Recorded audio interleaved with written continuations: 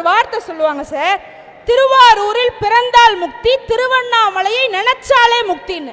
அப்படிப்பட்ட ஆன்மீக பூமியில நம்ம எல்லாருமே பார்த்தோம்.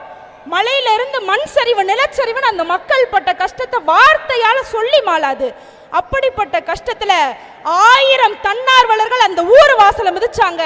ஒரு ஊரே கிளம்பி வந்து இன்னொரு ஊரை காப்பாத்த தன்னுடைய வேலையை விட்டுட்டு, தனக்கான தேவையை விட்டுட்டு, அடுத்தவன் கஷ்டப்படும் போது நமக்கு என்னடா இருக்குன்னு மனிதத்தை காக்க மனசாட்சியோட வந்து நின்ன இளைஞர்கள் எத்தனையோ பேருன்னு சொன்னா, அவங்க இருக்கும்போது எப்படி அன்பும் கருணையும் மறிச்சு போயிட்டு நம்ம பேச முடியும் சார்?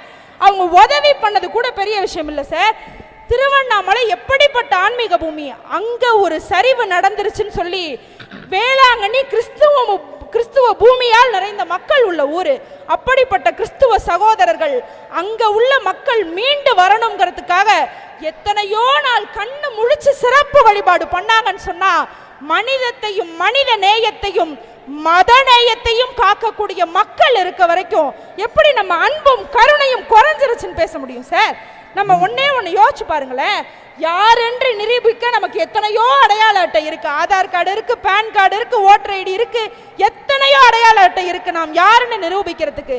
ஆனா நாமெல்லாம் மனிதன் அப்படின்னு நிரூபிக்க அன்பு ஒன்றுதான் அடையாளம்னு சொன்னா, அந்த அன்பு எப்படி குறைஞ்சிருச்சுன்னு நம்ம கேட்க முடியும் சார்?